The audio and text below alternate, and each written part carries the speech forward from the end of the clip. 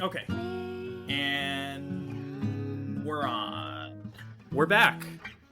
We're back. How long do you think we get into making these to where we just start them in the middle of a conversation, like the pros? Like Brad and Will made a tech pod. Yeah, my or my Jim new favorite Position. podcast. Oh yeah, that's Yeah. right. They do that too. I think Giant Bomb does that sometimes. Well, no, they always announce no. themselves. I think it's yeah. They always announce it. I feel like like our tongue in cheek "we're back" thing is sort of almost the middle of a conversation. Like like it's clear we've been talking before that, but we just like say we're back. Even like we say we're back even though we're not back from anything. You know? Like we were just here. I could see two people laughing at that. It's just yeah, exactly, two people. Us. Okay. Yeah, so we are back. Welcome to your favorite podcast and mine. And when I say your and mine, I mean just you and me. Sean Petersohn and one William Chandler. It is indeed our favorite podcast that we record ourselves. It is not my favorite podcast in general, though. That would be probably Brad and Will Made a Tech Pod, which I have immensely enjoyed as of late.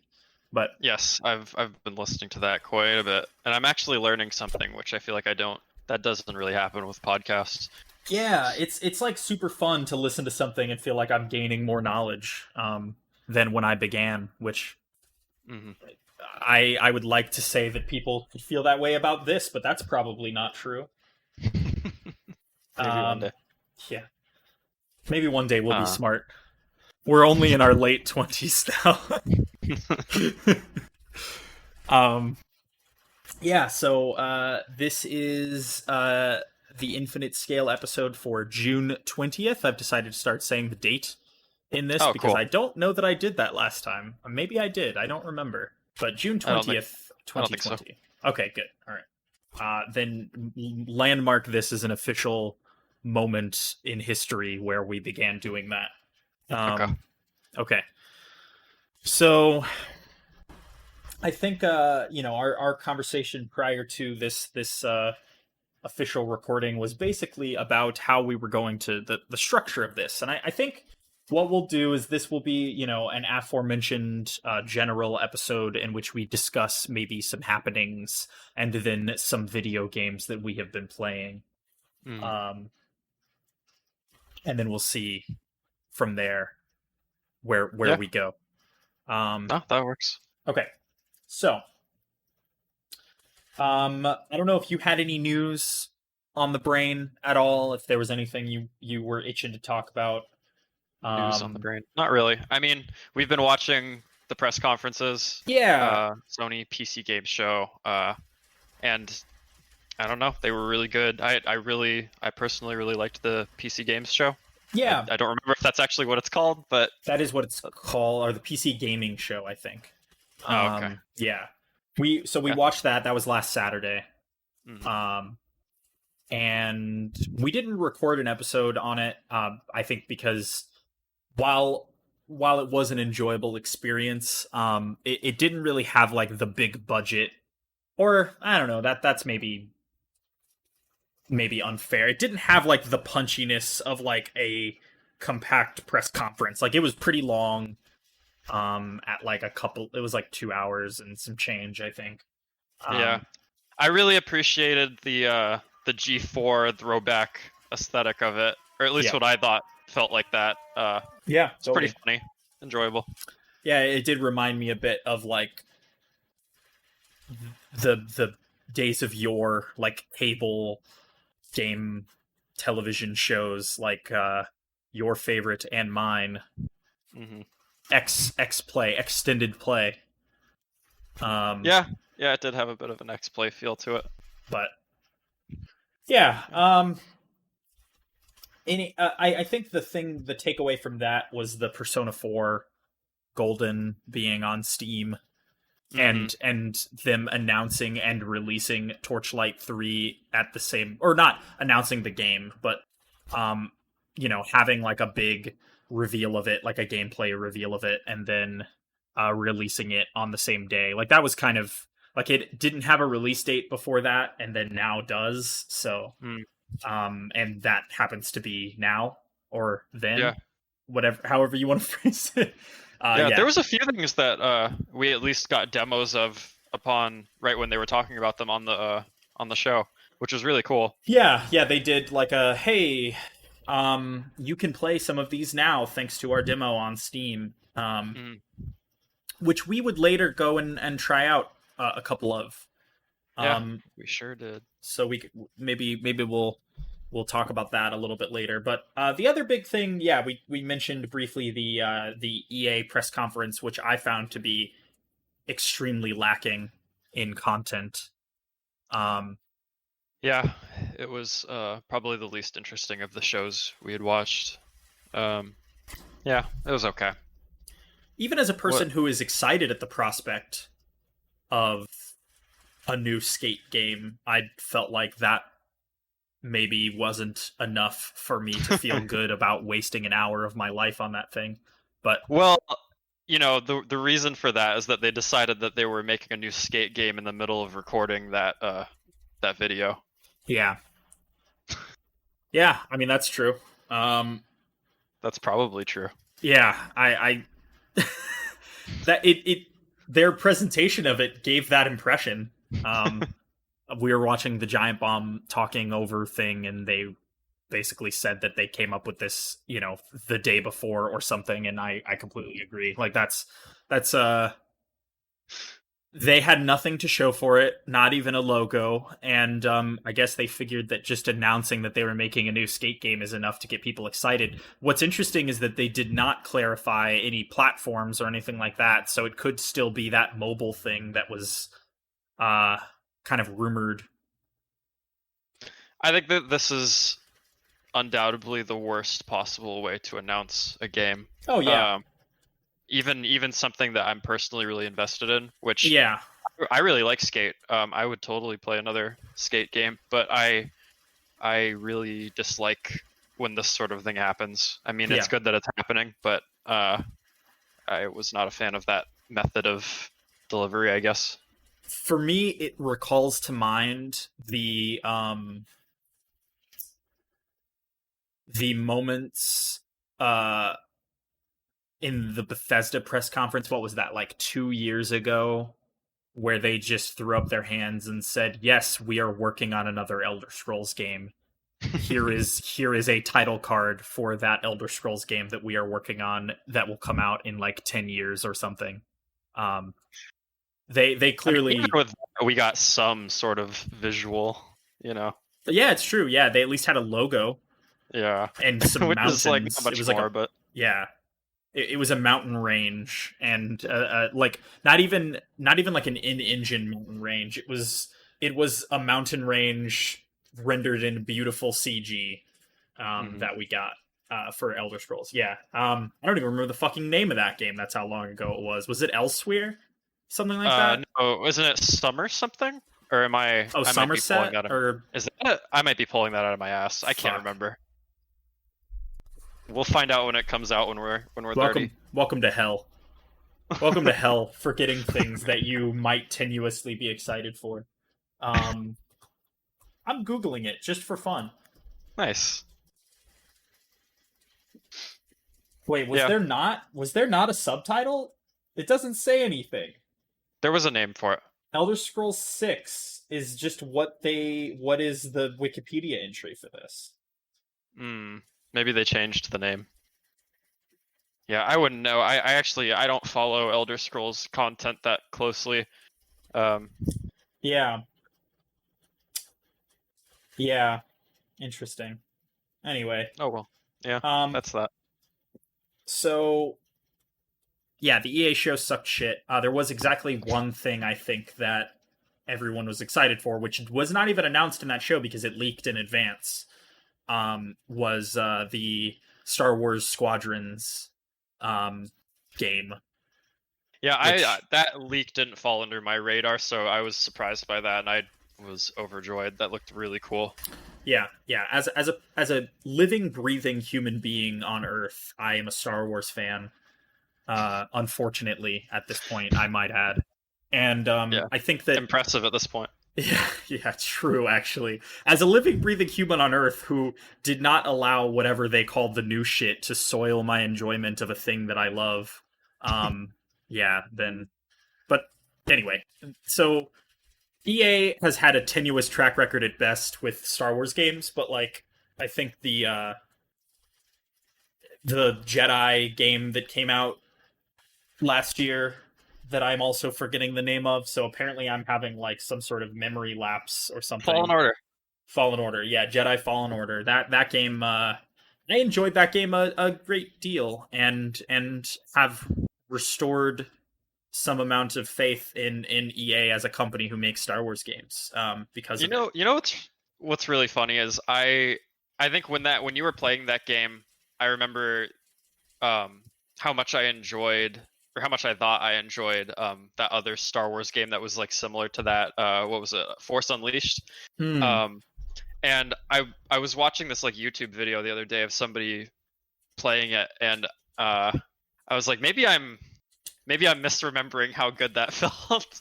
Like maybe the footage was from a sequel to it. I know they made a couple Yeah. after, maybe one other one. Yeah. But Fallen Order seemed incredible. I actually really want to play that game. Yeah. I'm kind of surprised I haven't picked it up yet.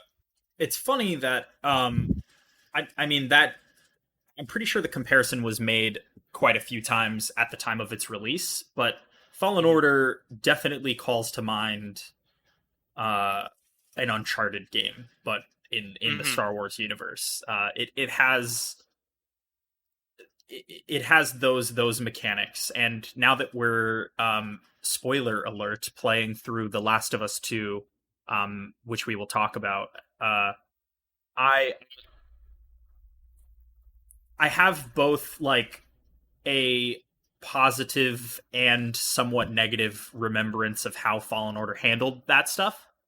Sure. Like such a similar feeling game, but like, yeah, Fallen Order is a great game. I think especially if you compare it to other modern Star Wars games, it's even better. Yeah, Force Unleashed at the time when it released was like the best we had gotten in a while.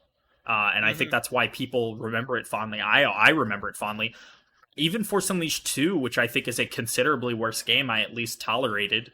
Um, Yeah, I think like when Fallen Order came out, there was a lot of people saying that they wish it was a little bit more of a power trip than what it ended up being, which mhm. I completely disagreed with personally.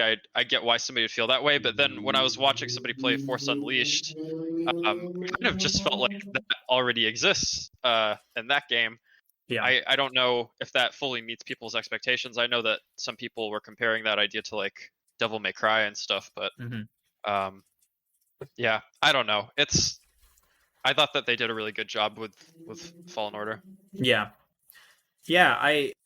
It's a game that I would be interested to play a sequel of because I think that they could only go up from there if they're smart about it. But yeah. So Squadrons. So EA announced Squadrons. I should look up the official title. I think it's just Star Wars Squadrons. Hmm. Um, and I think that their biggest misstep there, yeah, that is the title. Their biggest misstep in the name is that it calls to mind Rogue Squadron, which I do not think this game will be anything like. Yeah, that's true. Well, also, I guess we don't really know. From the footage, I see it as, they could have just called it like Rogue Squadron 2 or something. Well, there already is a Rogue Squadron too, but Oh, is there? yeah, they're definitely there's like maybe four Rogue Squadron games. Oh shit. Um, Okay. yeah, Yeah. but it's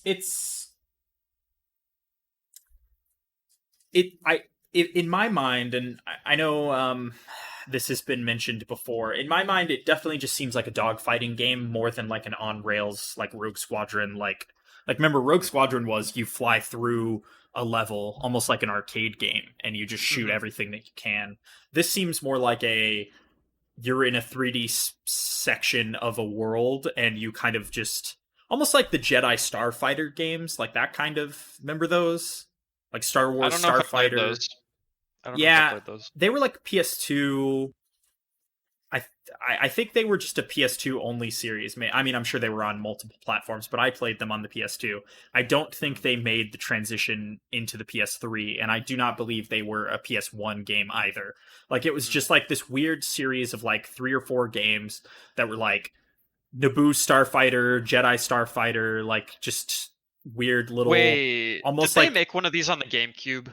probably, yeah, I could imagine that. And it was basically just like Ace Combat, but in Star Wars. Mm. Because it was like a arcadey kind of cockpit view. I think you could probably go in third person as well, but I liked playing them in first person. And yeah, Yeah, they didn't show any third person view of this game, so it might be entirely in the cockpit or yeah, entirely first person. that would be pretty restrictive of them if that were the case. Like I would prefer that probably as somebody who thinks the cockpit view is the superior viewing perspective of games like this and like driving games and stuff. But Hmm. especially for multiplayer purposes, like I like the restrictive nature of the cockpit. Um, and Yeah, they're touting this as a VR game. So yeah, I mean yeah, maybe that is the case. Maybe there's no third person view, or maybe in single player you could do it third person, but not in multiplayer, or something like that. I don't know, but this this seems is the sort of thing that I feel like would excel in VR, just because of a yeah, lot of the issues that you have with games where you're more like freely moving. That this yeah, is like more suited to that kind of feeling, I guess. yeah. There's a game out there that exists that is a comparison point. Some people are drawing. I think on Giant Bomb they mentioned this on the Bombcast. They mentioned Eve Valkyrie, which is a VR launch game for the Rift. That is Mm. basically like a 5v5 dogfighting game in VR that honestly looks just like this. But I think that Eve Valkyrie was multiplayer only to its detriment, and I think had some like based on what we've seen both in the trailer and after the fact, this seems to be a much more full featured product than that was. Like, um, this apparently has a single player mode. Uh, Yeah. this seems to have some sort of fleet style battle. I saw a news article, I think yesterday, referencing that there was an interview conducted in which a designer or somebody who works at EA clarified that the fleet battle mode will be 5v5, but plus the addition of random AI pilots that you can also shoot down, Hmm. as well as like the capital ships and stuff like that. That which sounds pretty cool. Um, so it seems like they're going for like a scale thing here without making that entire scale like all players, I guess. Hmm. Which is interesting. So, Yeah. um, I think it game, looks fun. yeah, game looks cool. I mean, like whatever. It looks good. It really like it looks like visually it looks very pretty. Which I Mhm. mean, whatever. It's fucking Star Wars Battlefront 2 came out like 3 years ago now, 4 years ago now, and still looks incredible. So, Mhm. I don't know, but yeah, the Frostbite engine, man, that shit just fucking it was like made with Star Wars in mind. It feels like it looks really good, but Yeah, um, I would agree with that. yeah, I mean, this game looks cool. I like flying shit around. I heard that they have like joystick, like HOTAS and stuff like that, like full joystick support. So if you're a PC, or I think they have joystick peripherals on consoles as well. If you're a person who likes to take these things a little bit more seriously than perhaps other people who will be playing this game, then there's that. I mean, shit, dude, those people were around in Battlefield 2. Like, I remember playing Battlefield 2 and like me having difficulty flying the helicopters and the jets, and people being like, it's because you need to have a joystick if you want to be good at it. And I was just like, man, that's some fucking dedication to a video game that is maybe 3% about flying things. But I think the um, funniest thing about that is that I feel like I might be misremembering how this worked, but I seem to remember if you bought a joystick back then to play like games around that generation, it yeah. wasn't guaranteed that every game that involved flying would work really well with that. Oh yeah, Uh, no, so so y- Oftentimes that just became your Battlefield 2 joystick, which totally. buying a peripheral for one game I don't know if I'm about that. Yeah, I mean, like, I think the thing that makes it even funnier is that it has to like support your specific version of joystick as well if you want like the full feature set. So, Yeah. yeah, no, for sure. I actually have a flight stick for my brief appreciation for space simulators. Um, and I have not used that thing in at least 2 to 3 years. So, Did they um, show that other space game, the one that you were more familiar with? Was that during the PC show or was that during EA? I yeah, think it was the PC show, yeah, right? the PC show they showed off the new expansion for Elite Dangerous. That looked awesome. Um, I thought. I don't know if the internet disagreed. am I? Yeah, it is called Elite Dangerous. It just occurred to me just how ridiculous of a name Elite Dangerous is. Like, doesn't that It's like sound like? that Nicolas Cage movie, Yeah, Bangkok Dangerous. sure. Yeah, like just very like stupid action movie name. Elite Dangerous. How have I not? I played that game for like 10 hours and somehow did not. That just didn't click for me. But yeah, yes, during the PC Games show, they announced like Elite Dangerous's on the ground expansion.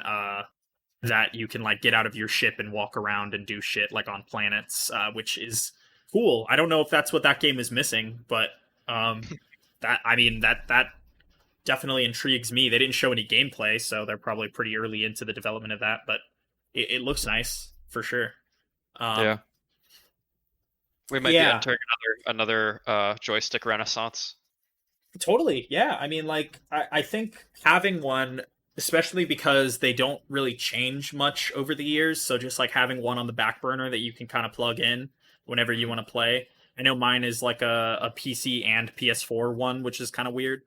And it was mine was seriously like $90-$80, so it wasn't like a huge investment. I mean, it's kind of a piece of shitty plastic, but I mean, it's just like something to have if you want to play Microsoft Flight Simulator, let's say, which comes out in like a month or two, I think. This just means that they need to come up with a Star Wars themed joystick peripheral to sell the game with.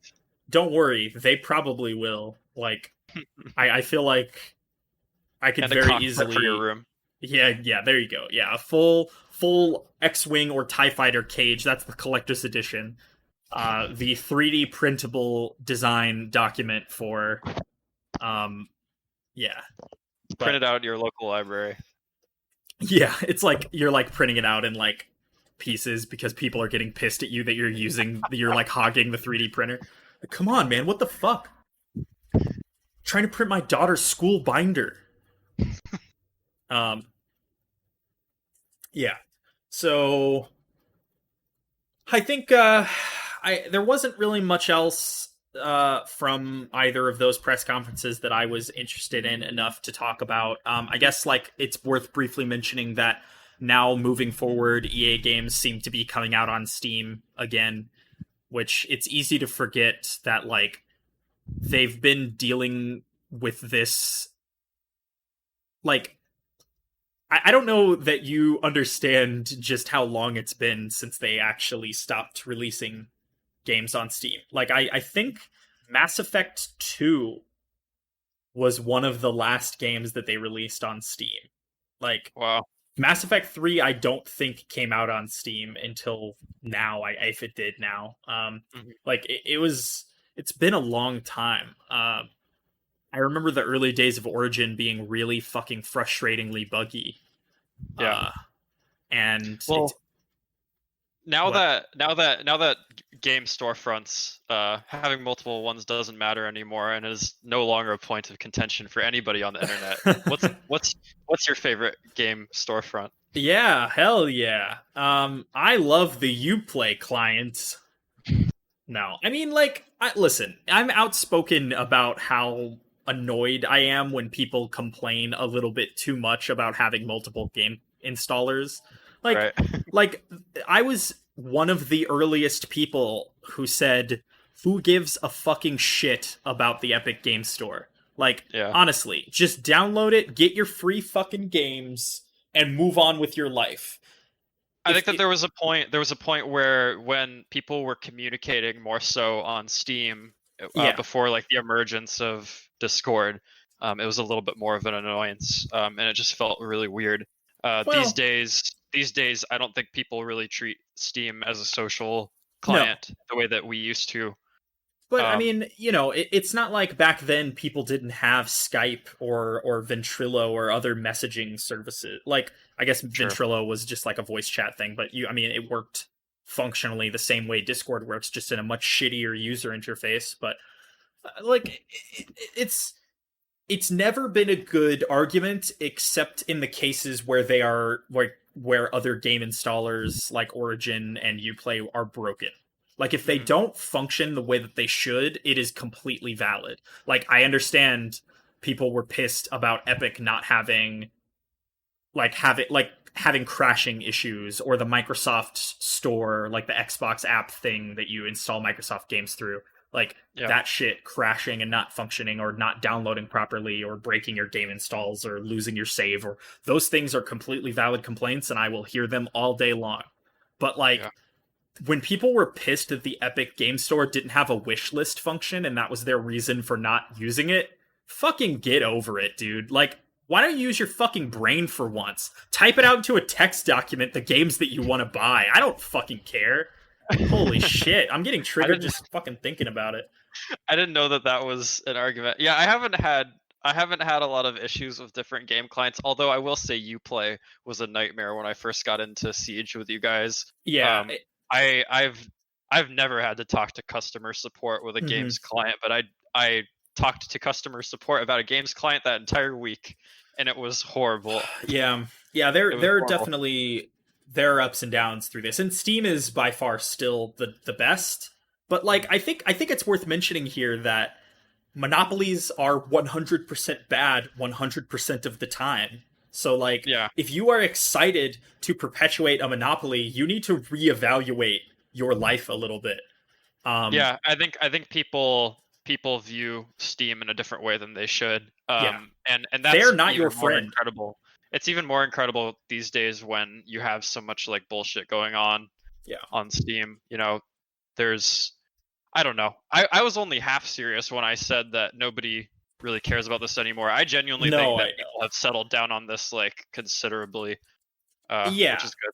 I mean, well, people have settled down on it considerably in the sense that people are not foaming at the mouth every time you mention a different game client, but they're definitely still like I knew you were joking, but like it's still a thing. It's not Mm. that they moved on from complaining about different game clients. It's that people moved on from complaining about each individual one as the time passes. Like originally it was Origin, then it became the Microsoft Store, then or Uplay, then it became, like, and now we're on to the Epic Game Store, and now it's been, 2 years or a year and a half since then, and people have slightly moved on from that, Yeah, so. Valve fanboyism is on the decline for sure. Oh yeah, yeah, yeah. I think at the very least people have come to their senses in the sense that Valve has made enough weird or bad decisions in the last 10 years about just their digital storefront, not even counting their video games. That but I mean, whatever. I mean Steam is where I'm going to say 80% of my game library lives. So, I mean, I have an investment in Steam staying around, Mhm. but um yeah. Anyway, so how the fuck did we get up? Oh yeah, the EA games coming to Steam. Yeah, yeah, yeah. Which actually, this is a good segue into another weird news thing. I saw people saying that um, Titanfall 2 has like a bunch of concurrent players on Steam.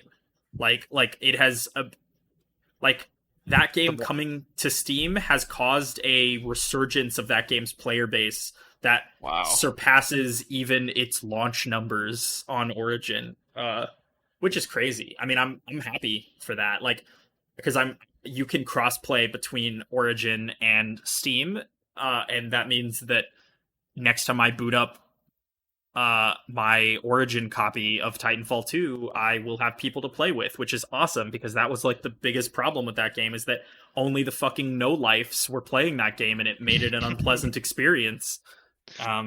So Yeah, I think I'm gonna check how much that game is. I tell myself like once a month that I should get Titanfall 2 this month, and I always forget. I'm gonna probably do that now.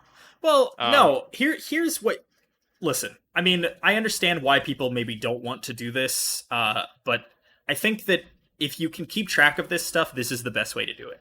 Origin Access is like $10 a month, and you can play all of the games that were EA released that you have thought about buying over the years, and then be done with it. You know what I mean? I mean, you're not going to play Titanfall 2 for more than a month, most likely. Like, pay the $15, play that game and Jedi Fallen Order, and then unsubscribe until something else comes out that you're interested in. Like that just makes the most sense to me. Like I mean, people say that they don't want to have another subscription, and I totally fucking get that. But like most of the time, it is the more fiscally conservative option for sure. I think that it's such a short-sighted argument. Like people, it's another thing that people complain about a lot, but don't realize oftentimes that maybe they might be spending more on a monthly basis than they would be with a subscription like that. Yeah. Like I know for myself, I tend to buy new games when they're on sale relatively frequently, and I do think that that exceeds $15 a month probably. Yeah. And I mean that's not even speaking to newer games like Fallen Order. Yeah. You know, most of the time it's something old that has like gone on sale, but you know, I'll buy like 2 or 3 of them, And even which then, might be a lot for most people. But I tend to try to just be aware of like if there's a new subscription service before I like go and complain about it. I try to think like, oh well, am I like renting this many movies anyway? Or I mean, I don't know. That's how I tend to view it. So that seems like something I might do. Totally. No, I mean, I'm like, I think the thing for me was that I did the math, and because I'm the type of person who wants to at least try every game that comes out, like, you know, within reason, the subscriptions make sense for me. Like, I can decide, and you're not trapped into like I started playing Gears Tactics because it was on the Game Pass thing, and I am a fan of like XCOM style tactics-y games, you know, that kind of stuff. That game's okay. I think if I paid $60 for it, I might be a little disappointed. Just because I don't think it is. It is fun and it scratches that itch, but there is definitely something missing from that formula, which maybe we could talk about at some point once I've gotten a little deeper into it. But like, sure, there, you know, that's a situation in which I'm happy that I am on the Microsoft, you know, Game Pass or whatever, because like that is not something that I would feel wholly good about if I paid $60 for it and then was just stuck with it. So, on the note of Xbox, I still have not gotten my Halo 3 invite. Very disappointed. I think that first flight is over. So, I actually booted up the Halo 3 test flight for 15 minutes to see how the campaign runs, and it feels nice, and I'm excited. Wait. What? So it's not, you can't do it anymore? No, I don't think so. I deleted it. I'm pretty sure that they do them in like waves. So I think that if they do another wave, it'll probably be it. But I also didn't see the ability to play the campaign co-op, but maybe I just didn't look hard enough. But because right as I said that, I pulled up my email and I looked and I searched Halo, and I have gotten my Wake Up John email inviting me to play Halo, which apparently came here on. Or apparently it was sent on the 17th, so I oh, that's funny. Well, maybe. But yeah, well, we can get into that if we want to at some point for sure. But I was excited for that. Yeah, totally. Yeah, that I would at least like to play a little bit of multiplayer for sure. But I think our forthcoming Co-op Compatriots episode of Halo 3 will probably not be until the full game comes out for sure. Because I think they only have like 4 campaign missions on the beta or something like that. But anyway, I bet we could expect that game to be released next month in July. Really? Yeah, based on the little bit of that beta that I played, made it seem like it was damn near finished, and they're just squashing some bugs. So yeah, how'd it feel? It felt good. Yeah, it felt good. Yeah. It's nice to playing Halo games on a mouse and keyboard, especially ones that did not exist on PC before, feels weird and amazing. But What a time it to kind be of feels alive. wrong. It feels like a violation of the like you know how people talk about the social contract. Like it feels like a violation of the social contract to be playing a Halo game on a mouse and keyboard. Oh, But it's so good though. yeah, oh yeah, I was in complete bliss when we were playing the Combat Evolved multiplayer. yes, It was just incredible. yeah. That shit was fun for no like extremely fun for the first hour and then moderately fun for the next like 2 hours that we played it, and Yeah. then from there kind of you know. Well, here's the thing with that though. I would argue that even back then, like there were, especially like when Halo 3 was first released, there were I'll admit that I did play that game for entire days at a time on the multiplayer. But I think that I could jump in and out of like multiplayer on one of those games for like 45 minutes or an hour or 30 minutes or whatever and not really get bored of it on whole. Like I could play that game again probably today and have a good time. Totally. I wouldn't expect to have the same feeling of like when it was released of just like playing it endlessly. It's just not gonna happen. But Yeah. I could see myself just jumping in there if we have nothing else to do. Yeah. Yeah, totally. I mean, I get the feeling that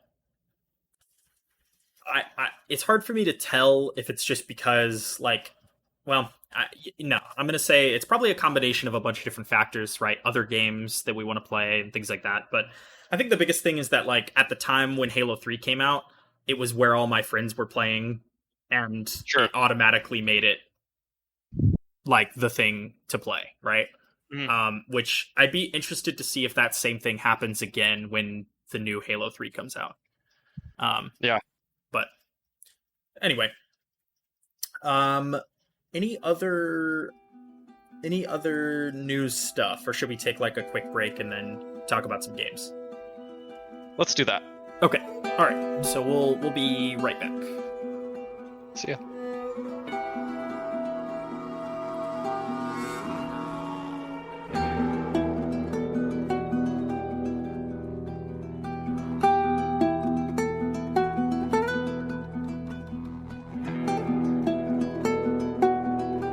I'm gonna hit that record button. Okay. All right, brother. And we're back We're back. again. Again. I think we're gonna talk about some video games. Not the last. Finally. Yeah, I know. God, remember video games? I Oh. sure do. What have you been playing? What'd you play? I know you played a demo of something. Yeah, I played the demo of In Sound Mind, which was shown during the Sony press conference, I think. It's that game by let me see real quick. In Sound Mind. Who made that game? We Create Stuff, the developer, publisher, Okay. Modus Games. All the sounds being done by Living Tombstone, which is a really famous dude on the meme side of the internet. It was fine. I thought that the trailer was really interesting looking. It's a horror game. That's how it presented itself in the trailer. And I think that the demo reflects what was shown there really well. And I think that it's a first person shooter exploration game. I think shooter might be the wrong word because you do have combat in first person, but almost the entirety of that demo is you exploring, and I think the first weapon you get is a shard of glass, which is pretty cool. Or a shard of a mirror. Yeah, you solve very light puzzles, and it has a very surrealist kind of presentation about it. Almost everything you do has a weird kind of surreal quality to it. And the sound design is really cool. I enjoyed everything about the way that this was made, although I don't know if I'll play the full game because I found it to be a little bit more I found it to be a little too lighthearted. I don't know. That might be the wrong way to put it, but it wasn't as scary as I was hoping. I thought it Yeah. was going to be a little bit different than what it ended up being. I think it will be popular probably. I get the Yeah. sense from it that it will be a popular streaming game. Um, but it was pretty cool. I liked the way it felt. Um, I yeah, recall feeling not not annoyed, but maybe a little bit sedated by the footage that I saw. Like it I liked maybe the idea and some of the visuals, but to me it almost felt like a game made it by committee of people. It was like the Bloomhouse of horror video game. Like it represented a lot of the things that people like in horror games, like on a, yeah, like you said, like a streamery level, or yeah. just to be entertaining in a way that repelled me almost immediately. So Yeah, um you actually in the demo you get to fight one of the bosses that's shown, or I guess I don't even know if you would call it a boss because you encounter a few of them. It's this like floating lady that's in the trailer. yeah, Um, and once I got into that fight was about when I decided that I don't know if I'll enjoy the loop of that game. If most of the combat stuff is like that because sure, it was very repetitive. yeah. Everything else about it, the exploration and stuff was actually pretty fun. Um, yeah, I don't know. Maybe I'll give it another chance. But yeah, you played Gloomwood, right? Yeah, is that what it's called? Gloomwood? I think so. I think that's right. Yeah. Yeah, it's a pretty weird Similarly game. spooky game. I called it Darkwood on accident. I kept doing that too actually when I was talking to other people about it. Um, Also a yeah, good game. yeah. A game that I will one day play, I think. But um, yeah, I in keeping with the theme of the demo situation, I played Gloomwood, which was is a New Blood interactive joint, which are the publishers of a lot of kind of retro inspired video games like Dusk, and that Maximum Action game that I just started playing the other day and is really ridiculous. But Hmm. um, yeah, I have like very mixed feelings about Gloomwood. I think it's really cool, and I will probably happily fork over some money to experience it in its entirety. But Yeah, I'd be curious to see how it ramps up and how the mechanics evolve. So, uh, Gloomwood is a game that is inspired by the early 2000s, late 90s stealth game genre, um, that a lot of people are comparing it to like Thief, like the first two Thief games, um, and I could see that. I think it's kind of interesting in that it exists in this weird in between space, because in older stealth in proper stealth games there are a lot more tools at your disposal. So I will say that sure. Gloomwood Gloomwood's interactivity with the world is somewhere between like Thief and like Deus Ex, like the original Deus Ex, in the sense that it it maybe presents you with some routes and the freedom of exploration that you get in like a Thief and a Deus Ex game, but does not quite give you all of the weapons or tools at your disposal in those games, and Sure. certainly not as many like you get one melee weapon in the demo, which is a cane that doubles as a blade. That is in stealth a one hit kill, which you will be utilizing a lot because there are no non lethal options in this game other than just like avoiding all the enemies. Sure. Um, which could be done. I have not tried to play it strictly that way yet, but it certainly is not like Dishonored, where you could play the whole game without ever even encountering any of the enemies. I don't think.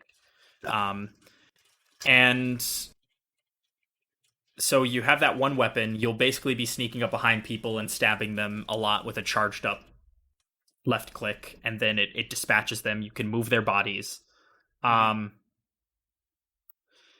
And it feels really nice, and it looks suitably 90s and 2000s, early 2000s. But I think that it sort of gives you the impression that there will be a lot more going on than there actually is. I was gonna ask about that, and I have a question here. Do you think it's better when these games that are emulating a style that was popular back then, do you think it's better for them to try and be as close to that experience as possible, or for them to feel like what you remember them feeling like? Because I personally feel like they should be trying to make these experiences like better and more modern, like with the aesthetic of those games. But you know, a lot of those things, when you go back and play them, do not feel the way that you remember them, in my opinion. Yeah. Okay. It's been a long time since I never played the first Thief. I started the Thief series with Thief 2.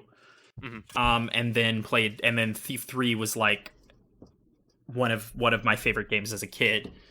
I think the to answer your question is a little bit more complicated, because I honestly think that this game is only visually and atmospherically inspired by those old games, but in reality is like the modern minimalists game designers lens of those games, if that makes sense. It's Sure. like they tried to trim the fat away from that old style of game design and accidentally cut off like half the steak as well. Because by making it more minimal, which this could all prove to not really be valid criticisms by the time the game comes out, because maybe there will be a bunch of tools at your disposal then that you don't have now. Maybe the levels will open up a lot more, but they give you some options in terms of where you want to explore and where you want to go, like those older games, but not so much so that you feel like it's not a linear game. Like, it is very much you have to do these things at the bare minimum, and you have to take these paths to get there. And then they present some obstacles for you to dispatch along the way in the form of enemies. Sure. So yeah, I mean, it's interesting. I think that it is a really cool experiment in the demo, and I'm curious to see how it unfolds. But yeah, I mean, you get some firearms at some point, and I love the visual design of them. I like how they sound. I like how they, like, the way you reload them. You can check to see how many bullets you have left by like your character actually physically opens the revolver like wheel and like, you know, looks at the bullets. It's cool. But yeah, it lacks like meat on the bones of what the, you know, the game design kind of document is, I guess. Yeah. It's spooky. I like the atmosphere. I like the world of it. It's got some, you know, there's some notes you can pick up and read that are cryptic in nature, which is cool. I like that studio's way of conveying horror. It's got that kind of sleazy early 2000s look to it, which I'm a huge fan of. So I'll probably be picking this up just to check it out, and then a few of the other things that they've made. I think I've only played Dusk. But everything that they showcased during their little spot on the PC show, I thought looked amazing. So I need to play a few of their other games. Yeah, I think Gloomwood is like definitely worth trying out, and you know, in the context of the demo, I think it's weird. This is one of those situations where I feel like if the final game winds up being really, really good, like better than this, then the demo will have done the game a disservice in my mind. Hmm. Like, because one of two things will happen: either the full game will come out and it will be all of the mechanics that I've already explored but writ larger, Hmm. like across like a longer campaign, or this will be like a mere beginning sampling of what the actual mechanics are, and then things begin to like become more complicated. You get more tools, you get more weapons, whatever, as things go on. And in my mind, if I wi- like the way I imagine indie games, I expect it to be the former, like the disappointing, like, oh, this is everything. You know what I mean? Just because of how this demo is and the confidence in which they show it off. But like that's just me being a naysayer. Like I hope that it's the latter, and I hope that there's like a lot more going on here in the final game, because what they have here is like a really solid foundation. But if this is it, then that is not enough for an entire game, because I felt myself being a little bit disinterested at the end of 50 minutes, or whatever. So Yeah, I think it. I would hope that it's the latter. And I have confidence that at least with that studio, that's probably possible. I don't think that they could make something like a Dusk again, where like the loop of that game is feels pretty much the same throughout. You get some environmental changes and stuff, and of course different weapons and things like that. But I'm willing to bet that they want to show off a different kind of like gameplay loop with this, and it'll probably end up being interesting, yeah. at the very least. So I guess we'll see. I'm looking forward to it.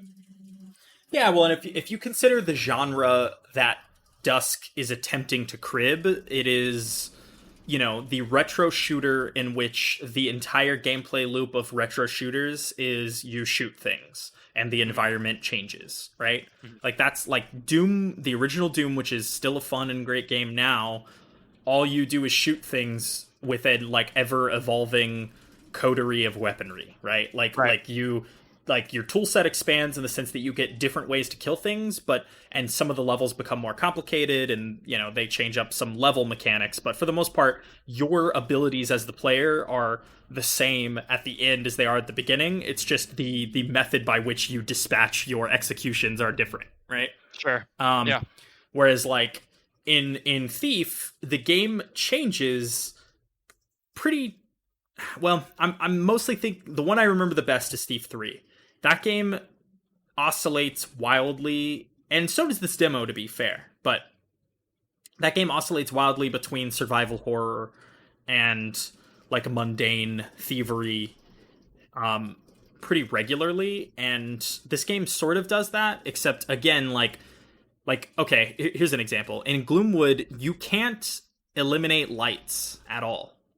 Oh. Like there are moments where you're trapped in a narrow street and there is not a lot of like ability to go around enemies. Like you don't get me wrong, you totally can. If you're patient enough, you watch their patrol routes and stuff like that, you could certainly avoid killing this person, but they're on like a narrow corridor and you have to go back through that area again later, so why wouldn't you just get rid of them? You know what I mean? Like Yeah. like it's just, it doesn't really like it presents a choice like vaguely, but not really. The choice, like the optimal way to play is to just eliminate them. So Sure. um because you can't change the dynamic of the environment. Like you can't change the lights. There's some verticality, but in this particular instance I didn't find a way to go around this person that involved climbing, like I don't know. But I'm not an expert on this game. I played 50 minutes of this demo, and so there are probably things that I missed, uh, but I maintain that I'm never wrong. So, no, yeah, we'll Maybe see. we should play or talk about The Last of Us. Yeah. Let's I think let's break that off into its own thing. So we'll do we'll end this here, because I think our forthcoming discussion of The Last of Us will be we're gonna talk about it. It's gonna be like we're gonna talk about the story up to where we are, and it's gonna be spoilery. So if you if you don't want to hear that stuff, if you just want a general impression of The Last of Us, I think, I mean, I'm curious what your thoughts of it are. But I think the vague opinion that if you're at all interested in The Last of Us Part 2 after playing the first game, you will probably not be disappointed from a game perspective. Mhm. Like I don't know how you feel, but I think it is probably from a game playing perspective either just as good or better, right? I'm on that side of things for Yeah. sure. There's nothing that has happened so far that I've been like cringing at in terms of like gameplay or well, all right, so I'm coming at this from a slightly different perspective. I'm watching you play it. You're the one that's actually experiencing like the Yeah. feel of it and you've had some complaints with that. But as far as the story and just like the general moment to moment stuff is at the very least a very watchable game for sure. I'm Yeah. I'm I'm enjoying it quite a bit. It's not really like lingering too much on different things, and we you haven't finished it yet, but I'm in agreement with you. I think it's probably on par, if not better, at least with the moment to moment gameplay. Um, Yeah. yeah. I feel like yeah, it is not revolutionary or evolutionary for the art form of video games in the same way that the first game was. The Hmm. first game represented an important milestone in video games, especially in terms of like the quality of character writing and storytelling and things like that. Like it was very book like, it was very novelistic, right? Hmm. Um this is more of that. Right. Um I think that if you enjoyed that, if you enjoyed the first game, you will most certainly not feel like you won't feel like ripped off or like betrayed. However, I have heard people complain about the payoff of the narrative, uh, like not directly. Like I'll see, general impressions or tweets or news stories, none of which I've read because I don't want to know what happens until I get there. But like, there's been a lot of people saying that the narrative and the payoff of this game is disappointing. I've seen a lot of people who are annoying, probably insufferable in real life, but especially annoying on Twitter and social media, say that this game like ruins the first game, which I find to be dramatic and What's absurd. it gonna do But to What's it yeah, gonna do to do that? I wonder. I know, right? Like it actually makes me more interested in seeing it more than the game itself does. But Actually, I am right there with you. Like I kind of go on the record as feeling very differently about like the narrative kind of implications of the first game than a lot of people have kind of agreed about it. yeah, So if it's doing something different than what everybody's expecting it to do, I'm kind of interested in seeing that. yeah, And I yeah, have my suspicions about what it will be, but yeah. I also don't really know what to expect at all. I don't even know if you're at the halfway point. I don't think you are. I think you're like not even a third of the way, maybe. I would. I don't know if you. Yeah, if I haven't looked, and I mean, I think the first game had like a percentage count, maybe. Mhm. But so this one might as well. If I had to guess, I would say I probably crested a quarter of the way through the game, maybe a couple hours ago, Okay. and am like nearing the like 35-40% ish, maybe 30 Okay. to 35, something like that. Like so. This game, yeah. So I guess if you're looking, for a flat recommendation, I would say, you could probably stop listening, and if you enjoyed the first game, go play it. If you don't want to be spoiled or you don't want to hear us talking about the game more in depth, then you should probably, you know, yeah, just check that out. And if you are playing it along with us, then I will tell you, be careful, because uh, I we're going to talk about this pretty openly.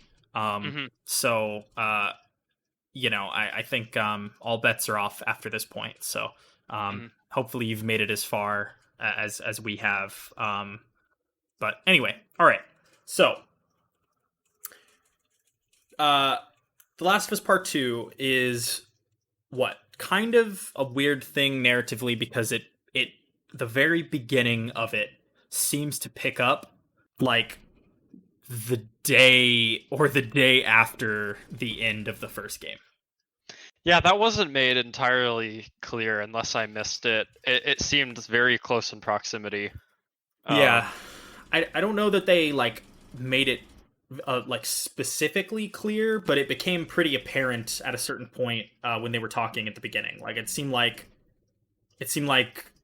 Joel was explaining to Tommy the events of the end of the first game after you leave the settlement originally. Like when you go to the Fireflies and you know rescue Ellie from them after delivering her there because you know Joel is attached to Ellie as a person, does not want to lose her, and selfishly maybe somewhat understandably, right? Like depending on like I think morally ambiguous is maybe giving him too much credit. Like he absolutely did the wrong thing if you're looking at it from like a societal moral perspective, but it's you know it's not unfathomable, right? That would occur. That's the problem. That's always the problem that I've had with the way that people look at this. Like I think that people really do view this from a completely objective or just like it's like how would have you done something looking at it in retro versus what you would do in the moment. Yeah. And I'm curious about like the honesty that people have with that. Yeah. But yeah, you know, regardless of how you feel, it's kind of interesting the way they recap it, especially because I thought it was really weird the way that dialogue plays out with Tommy, and I'm curious about how if there's any like implication there, if things will develop in a way that we don't necessarily expect. Yeah. Because he doesn't really like show his cards about how he feels about what happened. His reaction to it, I don't know. Did you feel weird about that or no? Yeah, I mean, it's complicated because I think as people, it's easy to see this going one way or another, right? Yeah. I mean, Tommy is a former Firefly, so there's that. So basically, like Joel describes murdering most of the Fireflies and then bringing Ellie back to Tommy, who then says, I think he literally just goes, "Jesus, that's heavy." And then he's like, "Cool, I'll never speak of it to anyone," which I think is not true. Like I could patently say that he has probably mentioned it to someone. The question is who and for what reason, right? I mean, I think we might be completely off base of this. It's just that reaction when he's just like, "That's heavy," and you don't get really any empathetic statement from him. It set off a weird alarm in my head. Yeah, I mean, and I think on the one hand, this is the bond of two brothers, right? So do I think that Tommy would intentionally betray Joel? No, I don't. I don't think that. I mean, that could be what's happening, and if that's the case, then that would be disappointing for me personally in the story, but I'd be curious to see how they play that off and explain it. I would still be open to that, but it seems like if he betrayed Joel, it was by accident. By telling somebody something that he shouldn't have, and then that set into motion a series of events that has created the situation that we're in now, right? Yeah, yeah, totally. So you kind of get that explanation. You get a little bit of awkwardness between Ellie and Joel because their relationship is damaged, because Ellie definitely thinks that something is weird with Joel's explanation. But doesn't know what it is. And up till where we are in the game right now, which as we said is like 25 to 30%, she still doesn't know about all of that. Maybe. Well, she might suspect, right? Yeah. But she doesn't know for sure. She doesn't know exactly what happened. She never got confrontational with him about it in the way that I think people thought that she would. Yeah. I think people were expecting some sort of like grand experience between the two of them, like talking it out, which spoilers never gets to happen. Well, yeah, right. I mean, as far as we know, it doesn't. Which I think is how real life is. I mean, that's something that I appreciate. Is like, in some cases, you have disagreements with people, or you maybe don't want to know the answer to something, so you just never talk about it, right? Mm-hmm. I mean, that's especially for somebody as like emotionally damaged as Joel and Ellie are. Um, Mm-hmm. they definitely are the types of people to just bury that kind of shit. You know what I mean? So Mm-hmm. and just pretend like everything's cool. So um, yeah. So it starts off with that, and then you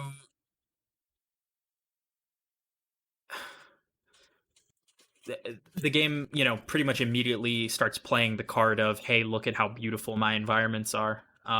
Like the very beginning of that game is riding through a forest on horseback, Mm-hmm. and beautifully framed shots. I think the next 4 hours is just them beautifully framing landscapes. Um, Yeah, drawing your attention to them. yeah, but you get kind of a small peek into the settlement life at Jackson, which I think we agree is Wyoming, right? Is that what it was? Yeah, yeah. Um, uh, and then yeah, they do some character building here that I know from footage in the trailers will be revisited. Because they cut after an interaction that Joel and Ellie have, that sort of shows how weird and stiff their relationship is, and the couple of days since they got to the settlement after the Firefly visit. At Mm-hmm. the end of the first game, it shows like how stilted their relationship is. Joel gives Ellie a guitar, and then it immediately hard cuts to 4 years later, right? Right. Which was it was pretty obvious that was going to happen. I think based on how that game Mm-hmm. worked in the first one. Like I think I even literally joked and said 20 years later again, because that's what happens in the first one. Yeah, and at this point, we're starting to get intercut, sort of flashbacks, with experiences between them. I mean, I don't know if they're gonna do it again, but I assume they are with the way that last one kind of yeah, fell off. yeah. We've had some flashbacks since then, but and um, I don't want to get too granular about everything, but you get a view into the life in the settlement that makes it seem relatively idyllic with some exceptions, right? They reference some relationship past shit like Dina and Ellie, and Dina and that kid Jesse, who is pretty likable and I'm sure will show up again. Right. And yeah, I think if there's one thing that is just as strong in this game as it was in the first game is the character writing. Like all these characters are really likable, almost to like a weirdly specific degree. Um, maybe Yeah, they're like, I like the way conversations play out in Last of Us. yeah, One and two. yeah, It never feels like uncomfortable, or at least not to my memory. But yeah, it's really well written. agreed. I mean, at least it, and sometimes too well written, right? Like people like. I mean, that's just how things are sometimes. Like books and movies and TV shows and games and characters are almost too witty, too likable for them to actually exist. You know what I mean? So there's definitely a lot of that, but there is a mundanity to some of their conversations that is nice. And you get a rough sketch of how these characters, what their traits are and how they are, which we can cover a little bit more. But yeah, and I think the big inciting incident is like basically you go on patrol, and this is where shit really starts to kick off. Is you get like some kind of tutorializing and some traditional gameplay of like riding out into the wilderness and stuff like that, and doing like a patrol for infected around the colony, right, keeping the colony safe.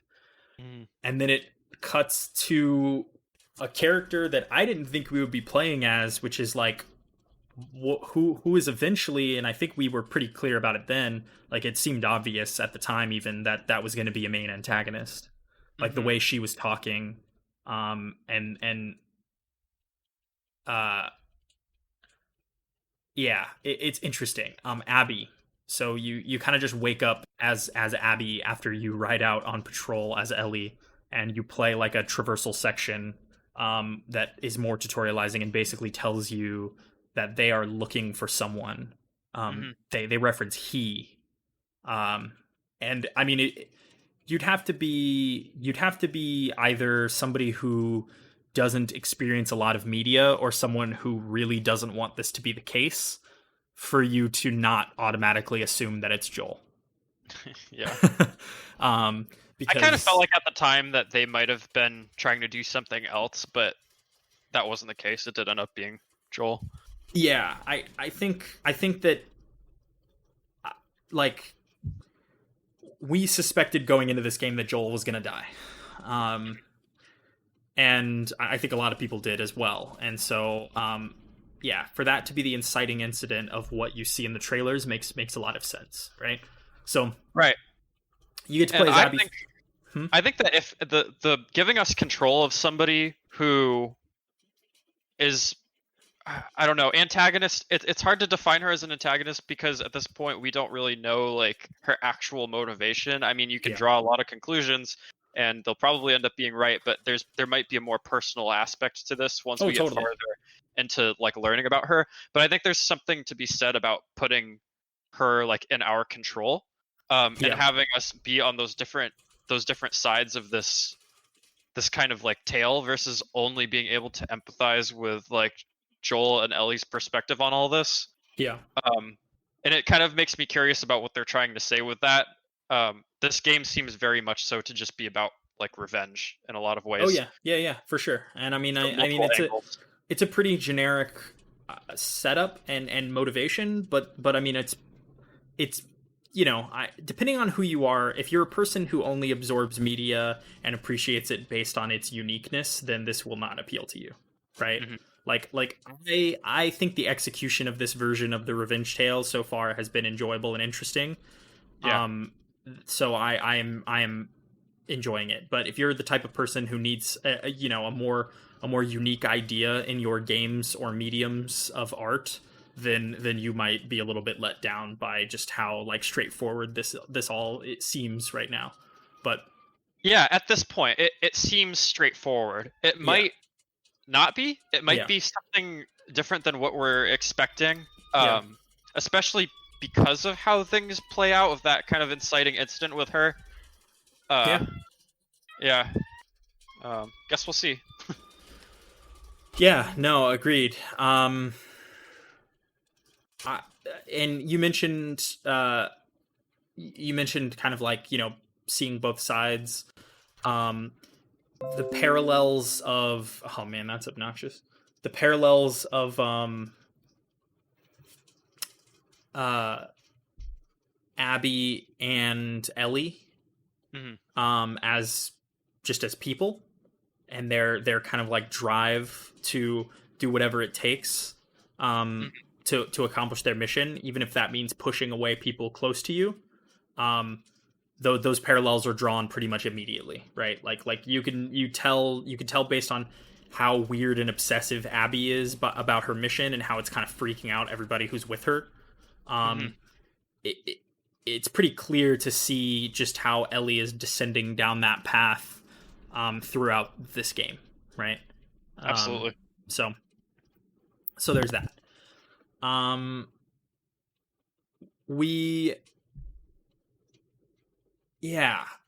So you play as her for a bit. It's worth noting that it sort of cuts back to Ellie and Dina at a certain point on their patrol. But nothing really notable happens. It's kind of just character building. When it cuts back to Abby, you are in deep shit. It is like a big, remember that running sequence through the snow, where you are just fucked. Like you're surrounded by like what seems to be, you know, 30, 50, maybe more infected, right? Right. Which is more than you can handle, and so you have to run. And you are rescued by Joel and Tommy while they are on patrol. Mm-hmm. And she is reserved and calm enough to stay cool in this situation with them. I mean, what else can you do, right? But yeah, it's obvious that she knows who he is. Yeah. Because up until that point, they didn't say his name, right? Like when they were looking around before we cut back to playing as her, they never said Joel, right? I don't think so. I don't think they did, but there is a visual, like a reaction on her face Yeah, when she meets him. When she meets him and he says his name. Yeah, And exactly. it's actually Tommy who says his name. I think she says, "I'm Tommy. This is my brother Joel." I think that's how it goes. And you But can because of how see, dire the situation is, yeah, they just kind of keep going. totally. So I think it's interesting that, regardless of having her life saved by them, she doesn't seem to feel any type of different way about her mission. Sure. Which is, maybe revealing into her character, right? Hmm. But yeah, so I mean, it basically plays out. You guys go on the run from this horde of infected, and she mentions where her camp is with all of her allies, Hmm. and leads them back there, where you know it is a painfully slow and awkward build into the realization again that that's who is there. Because she doesn't, they're there with her. She doesn't tell them. She's not like, "Hey, this is Joel." They literally, Tommy and Joel introduce themselves again. And And everybody kind of keeps their cool. yep, everybody just suddenly gets really, really weird and quiet. Um, and it basically then delves into complete chaos where Joel and Tommy are beaten and taken hostage. This was a very Quentin Tarantino feeling, like just awkward, like Yeah, awkward reveal kind of thing between two opposing factions, I guess, or not factions, totally. but just like it felt like that to me. You were kind of like you were like gritting your teeth at Yeah. that part, you Well, know? it's like the reveal where, I mean, it's basically one faction, that like one opposing faction, and then the other faction doesn't even know that there's a Yeah, war. You know what I mean? Like yeah. Joel and Tommy have no clue that these people are here to kill them. Hmm. Um yeah, Joel is, shotgunned in the leg, and then basically like says, "Just get this over with." He doesn't really, I mean, he's probably scared as fuck, but he gives nothing away. Like, he's just like, "Man, fuck you, just kill me." Hmm. And she's like, "Nope," and proceeds to torture him for a while with a golf club. Um, Yeah. at which point, they kind of hard cut away again, and you're Ellie sneaking into that compound and then getting captured and witnessing Joel's death, um, via golf club to the face, which is a pretty effective. It's brutal. I mean, it's intense. It's visually, like, in terms of violence, it's not like overwhelming. Like, it isn't gross or anything like that. I mean, it is, violence is gross, but it's not like dramatic. Like, it's very realistic in the sense that, like, it's sort of Just kind of happened. yeah. Again, I mean, this is going to be a meme at this point, but to reference a Tarantino movie, it's like when the ear gets cut off in Reservoir Dogs. Like, they don't show it in detail. They show him cutting from like an angle where you can't see him doing it, and then he steps away with the ear, right? Your imagination kind of fills in the rest. Hmm.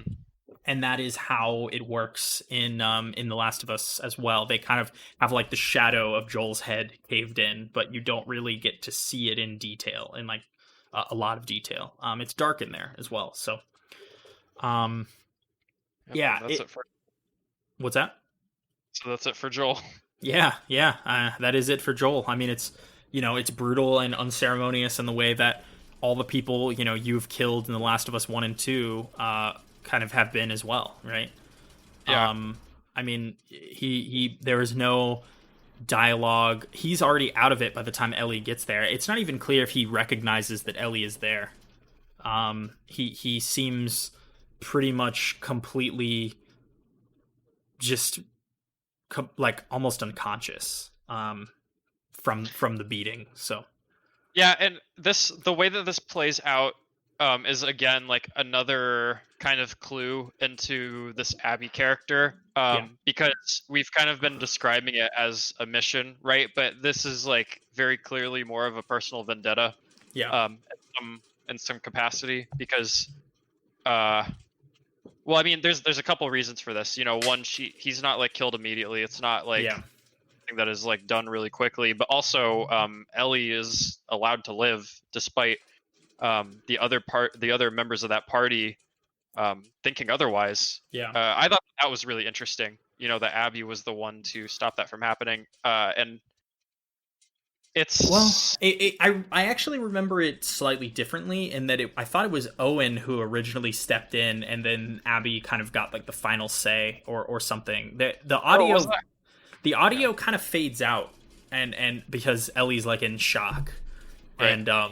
and you like it seems like they're about to kill Ellie and Tommy, and then like you see kind of Owen like step into frame and like start saying something, but you don't really know what it is. I think that it basically seems like a few people on their team are more invested in this mission than others. There's also the possibility that there's more going on here that we don't know yet, right? I mean, like there's all these individual characters and they all have different motivations.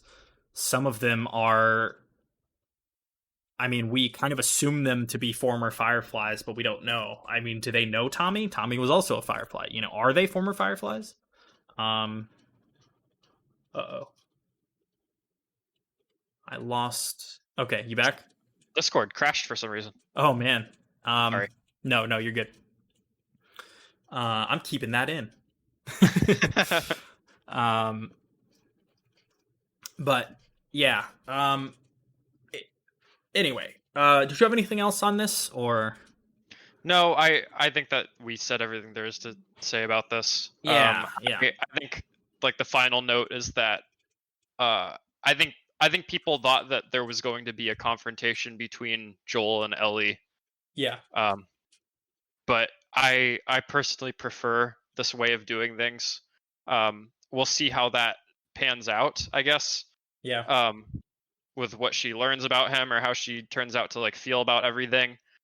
Maybe the overall story with this game is going to be like her revelation about things and just her way of handling it, and that's why she ended up being spared for one reason or another. I think the reason that it's interesting is because they knew that they had to tackle this in some way, and they didn't really do it the way that I think most people expected it to play out. Yeah, I would agree. Well, I mean, we'll see, but I think one thing worth mentioning, crucial to our theories, or at least our musings about the plot of this game, is that one thing that we skipped over, unfortunately, was Ellie and Dina stumbling upon Eugene. Was it Eugene, right? Yeah, Eugene's secret tech / weed growing operation. That it's implied that neither of them know of its existence, and that maybe the others at camp or at the in Jackson also don't know about it. It's worth noting that Eugene is a former Firefly and was good friends with Tommy. Sure. It's pretty easy to see how Tommy could have told Eugene what happened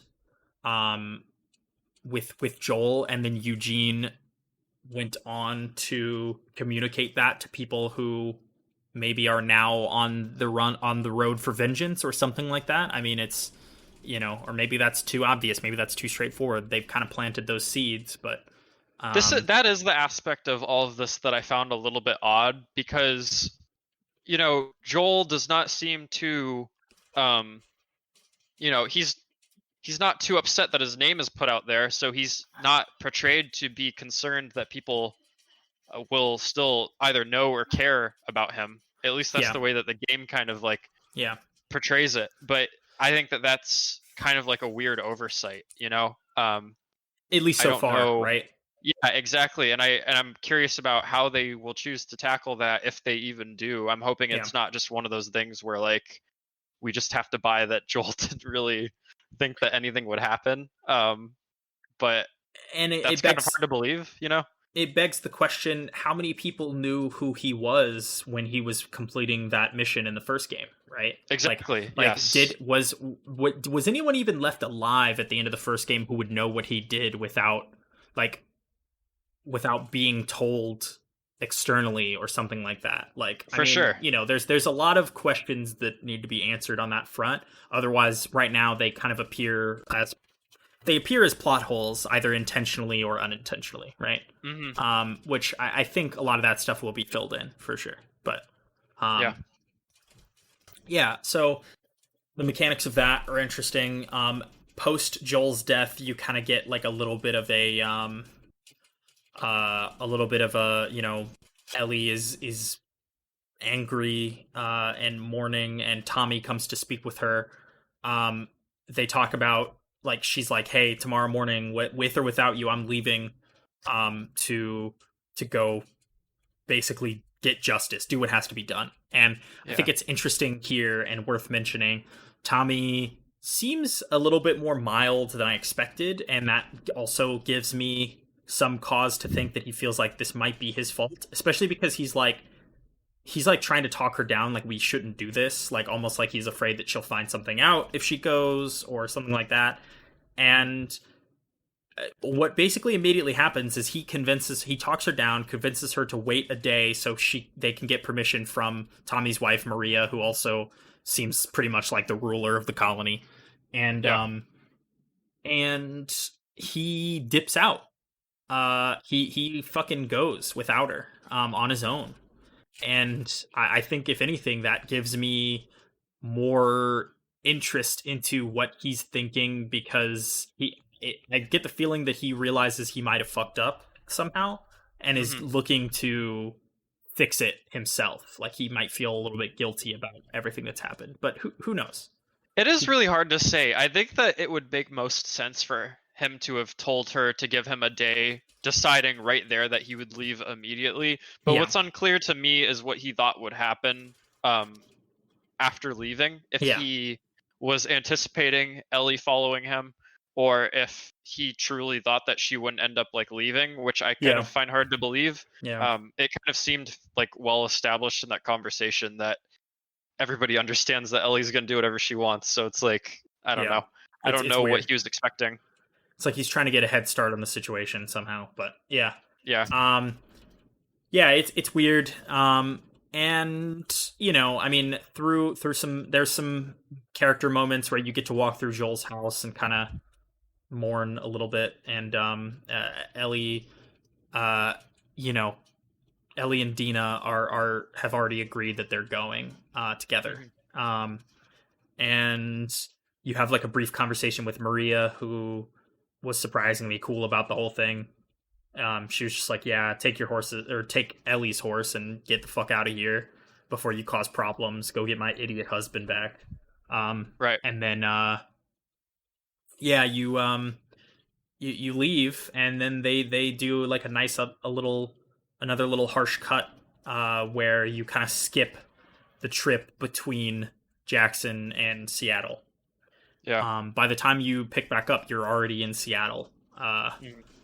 Um, 4 months later, and yeah, maybe. yeah, Was that it? something like that. It kind of, I don't know that they actually did. They say, I actually do Maybe not not months. remember. I I actually think do they not say remember. later. I don't think they say right then. I think that Yeah, they say later on how much time in Ellie's journal. yeah, it was like a few weeks or something, right? At least. Mhm. Yeah, no, it seems like it took them a little while, and uh, you know, the trip was not uneventful according to Ellie's journal. There was definitely some stuff that happened, but maybe nothing so major, right? Um, Right. but they seem to be like much closer, like romantically, and in terms of trusting each other, they seem to be a lot closer Right. by the time they get to Seattle. But yeah, um, this is an interesting transition for the game, because it basically goes from like, you get a brief like couple of quiet puzzle sections with a little bit of combat here and there, and then it completely transitions into um like a semi open world exploration thing. Yeah. Well, I guess one thing I do want to bring up is that they sort of decide on Seattle because the people who attacked them were wearing patches that said WLF on it, which is the Washington Liberation Front, which is Right. based in Seattle. Sean and I had some conversation about whether or not those are legitimate, Hmm. or whether, I mean, I think I'm leaning now towards they probably at least were at some point part of the WLF, right? Maybe are no longer, who knows? But we've definitely run into some of those characters again who were present at the execution that are part of the WLF.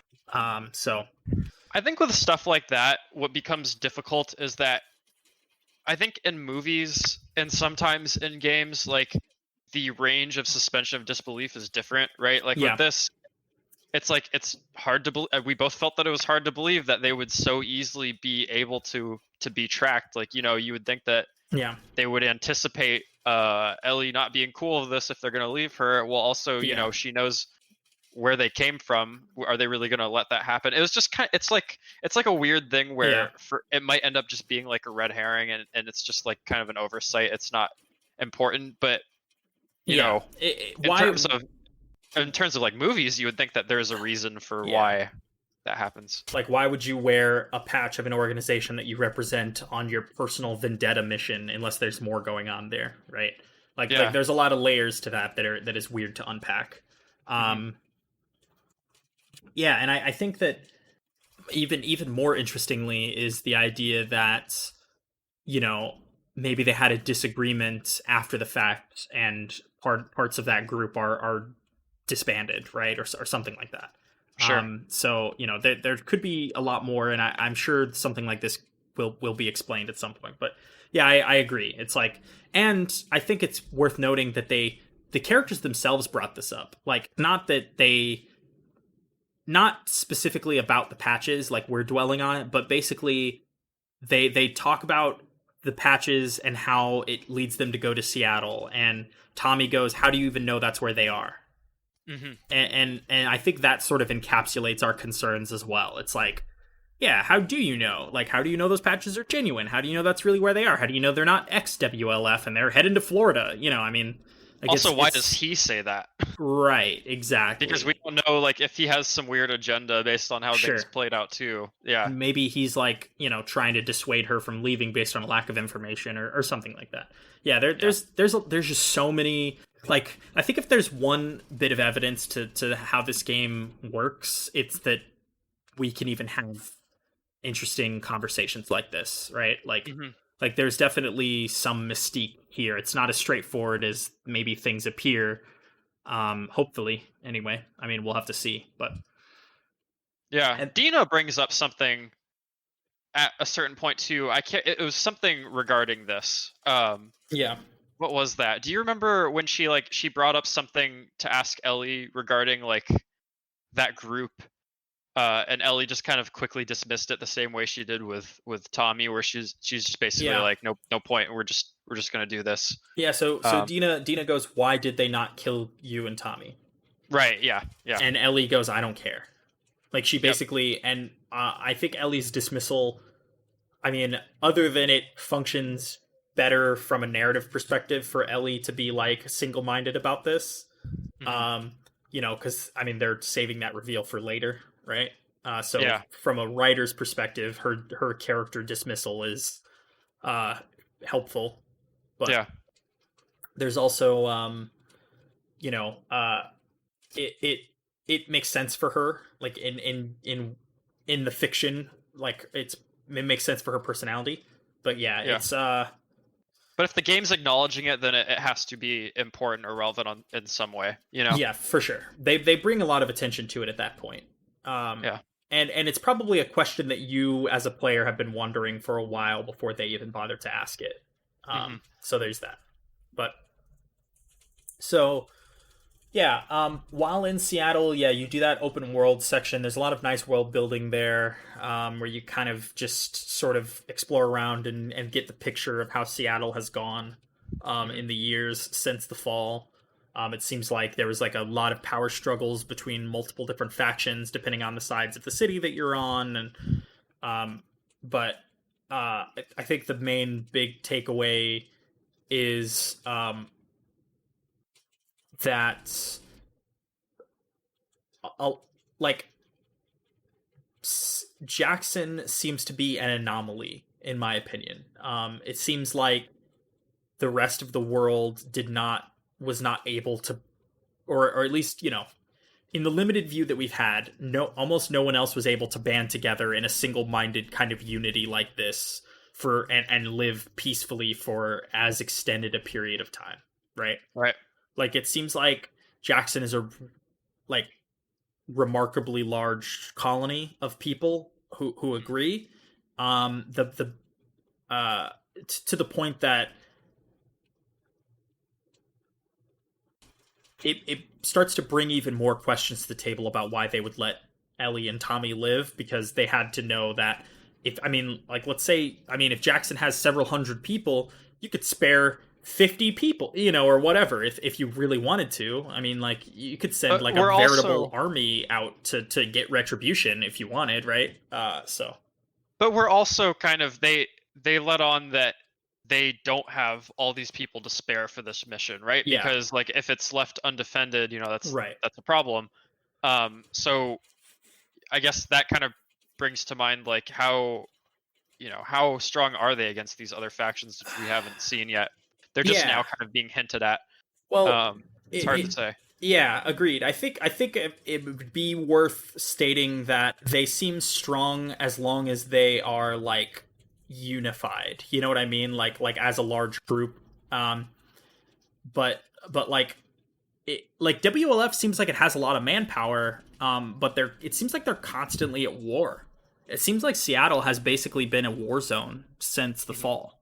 Like, right. They talk about the WLF rising up in the colony post virus and basically eliminating the government. What is it, Fedra or whatever? They talk about, what is it, the Federal Response Agency, I think is what they're called. It seems like it was basically like a group that sprung up as like kind of a de facto militarized faction that kept the peace, but poorly. Right. There's a lot of world building about how they were stingy with supplies and weren't letting people into the colony and were not doing this or that. And it kind of gave way to the rise of the Washington Liberation Front, because the WLF were unsatisfied with how things were being done.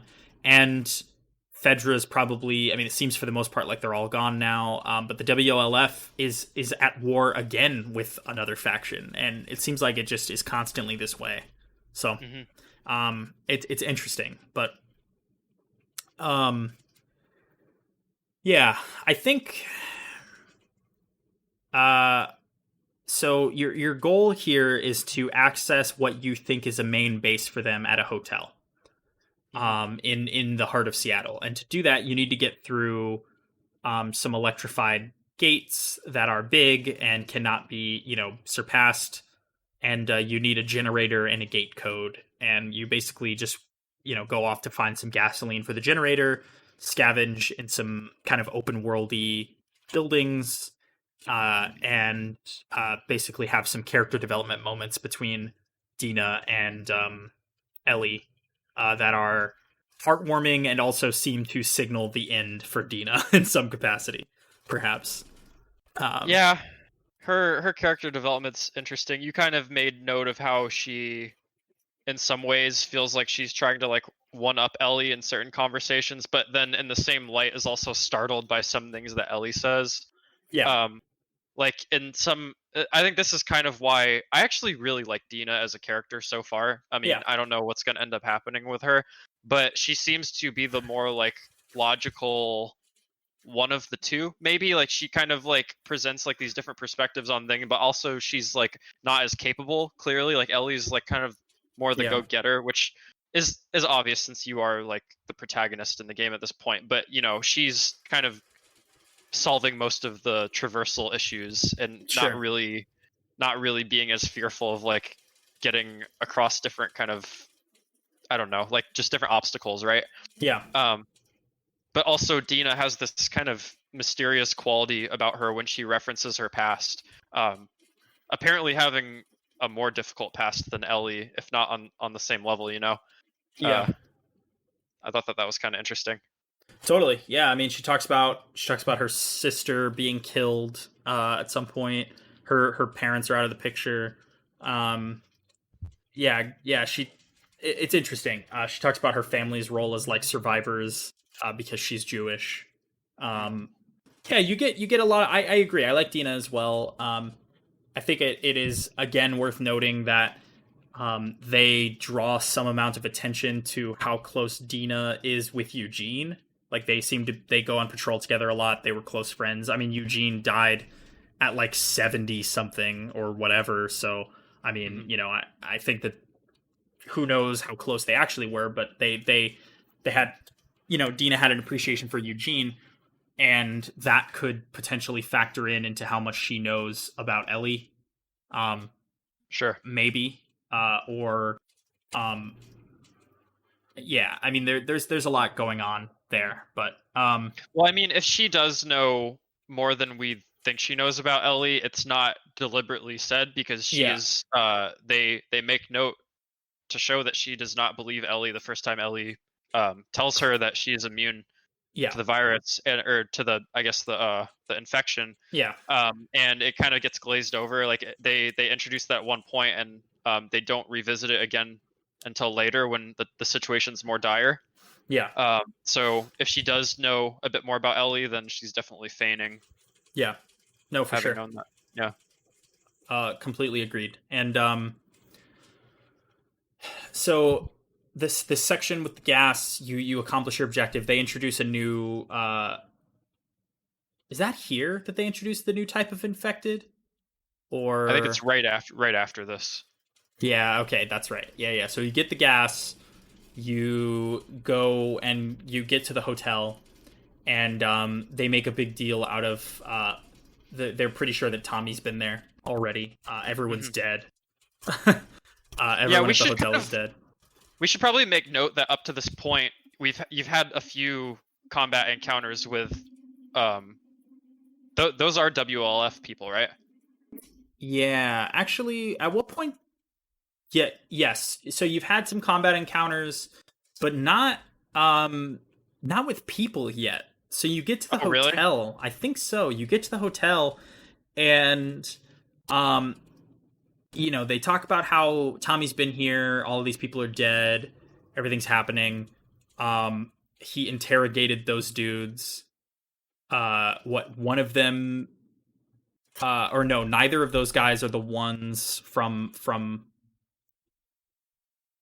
right? Or is one of those two dudes at the hotel one of the guys who was there? One Yes, of them I one think of that them is. was one of them was there when Joel was killed. The other Yes. one they don't recognize. Yes, that's correct. But interestingly, they highlight like Dina is surprised that Tommy was capable of this. Yeah, Uh, and Ellie is not as surprised. But I think they bring that up a second time for some reason. they do. Um, Yeah. they do, and it's kind of weird. It's a little bit ominous. Yeah. I don't know what they're trying to get across there. Yeah, they continue to kind of like talk about how brutal Tommy seems to be against these people as they sort of discover what's happening. But yeah, basically it seems like Tommy has interrogated these two people at this base, um, and gotten some information from them, and Ellie and Dina use something he'd written on the ground in blood, something that gives them a clue on where to go, is like an address or something like that. Mhm. Um, that they then utilize to head out. And this is where, and this part was easy to forget for me, and I thought we'd maybe already gone past it, but um, the very next thing that happens is you have like a quiet moment where Dina and Ellie are talking, and you, at this up till now, you've been riding on the horse for a while, and you've been jumping over these barricades, and they do something really smart, which is midway during a quiet traversal moment, what seemed like it would be just like another one of those. You jump over a barricade, and an explosion happens directly under you, leading you to believe it was, a trap placed, and the horse is killed, and Ellie is captured, and Dina like sneaks away in the ensuing chaos. Um, and Ellie's captured and nearly killed. They don't even make an attempt to like interrogate her. Yeah. They like there's some disagreement about that fact actually. Like one of the guys is like kill all intruders, and the other guy who notably was present at Joel's death is like no, we need to ask her what the fuck's going on. Like how many people are with you, you know, like all that stuff. We need to get this information from her. The other guy's like why, who fucking cares? And conveniently Dina shows up on they're like in a room with a big ass skylight, and Dina shows up on the skylight and fucking caps one of those dudes. And then in the ensuing firefight, where like I think it's what that guy, the other guy shoots the skylight out from under Dina and she falls and hurts herself. Yeah, they kind of get into a struggle, and yeah. Ellie cuts herself loose with some glass. Which I think, with the knowledge that we have now after this fact, I hadn't reflected on this moment yet, but Dina, that fall was yeah, yeah. That fall was not good for what is later revealed. I mean, literally anything that has happened. Yeah. I mean, that is definitely pretty bad, but there's been a lot of stuff that has happened that you would think like, holy shit. I don't know. Yeah, that's I completely forgot to think about that. Yeah, totally. Same. I mean, like so much stuff happens. So you this is the first time you get to turn your weapon. I say get to, like some kind of fucking psychopath. This is the first time that you encounter human enemies, right? Fighting human enemies in these games, sickeningly, is far more fun than fighting the infected, because their AI and their tactics, the human tactics, are interesting. Like from a gameplay perspective, like the AI programming in this game is really clever. They flank you, they swarm you, they call out to each other, and horrifically murdering them is very satisfying, just as it was in the first game. So yeah, their dialogue is kind of interesting as you're fighting them too. This might be like you know, before we played this, you know, different people that got the game early were commenting on how gross a lot of the stuff feels in the game, and I fully believe that this is what they were mostly talking about, is that the combat with the human enemies is probably more realistic than any game that I know I've played, in terms of the way that they talk, the way that you engage with them and their AI and stuff. It feels very strangely realistic, you know. It's weird. It reminds me of Red Dead 2. Red Dead Redemption 2 had a lot of moments where I went, holy fuck, I just blew parts of that man away. And this has a lot of those moments where you'll blow somebody's arm off and they react in a convincingly appropriate way, or something like that. Or you shoot a man in the face and then you inspect the remains of his face to discover that there is not much that is left. What's interesting is they keep pulling this thing after this point where Dina goes, do you recognize any of these dead bodies as people who were there? And they ask you this like 19 times, to the point where I was like, I don't fucking know, Dina. Something? Yeah, right, there's that, but it's also like, I don't fucking know, Dina. Like, I just blew this man's head clean off with a double-barrel shotgun. Do I recognize him? Boy, I'm not sure. You know, like, shit like that. There's another thing that happened that I was, like, shocked by. What's that? Maybe because I don't play a lot of games like this, but when you were in one of these firefights, you managed to like knock this guy's weapon out of his hands, and he started pleading for his life, and it was it was like, what the fuck? It was really, really weird. Yeah, I actually forgot about that. I think that I think that there were occasions in the first game where they did that, but I don't fully remember. Was there? I think so. The interesting thing is that I don't know that you really have a choice about how you deal with that. As a player, you didn't. That's the weird thing about it, is that like, because of at the moment when you were doing that, you know, you were being shot at by other people, so you kind of had to make this like kind of quick decision, so you don't really get to see what happens if you don't choose to. I feel like as soon as you turn your back on them, they might try to kill you again. Maybe. I mean, I mean, who knows? Unless you actually try. I mean, I'm sure some people have tried. Maybe I'll try it out at some point. that little moment, I thought was just bizarre. Yeah. Well, you as the Pretty player unsettling. and you as Ellie are both in survival mode. So you're and you as the player and you as Ellie are like, I'm just eliminating these things that are in my way, right? Yeah. So like I fucking killed that guy without even thinking about it. Yeah. But yeah, I mean I think it plays into her character arc certainly as well. Hmm. But yeah, so you escape. There's kind of a long on foot sequence where you're working your way out of the area around their base post being captured. That is a pretty extended amount of time, and you spend a lot of time in like these kind of, I'm in stealth for a minute, and then I will take out as many as I can while in stealth, and then engage in a firefight. It's Hmm. pretty easy to believe that you could just avoid all this stuff, and I'm sure that that is the case. But it's worth noting that if you really want to scavenge for supplies, I don't know that there's any way to do that without engaging them. Like Yeah. you would certainly be discovered eventually. Hmm. If you were trying to sneak around, you don't have a lot of stealth options at your disposal, and it's hard to tell where they all are. So there's a lot of cases where you're getting spotted off camera without even knowing there was a character over there. Right. Because they have realistic human eyesight in the sense that they'll see you if you're standing up from 100 yards away. If you're standing on a football field, you can see somebody standing at the other end of a football field.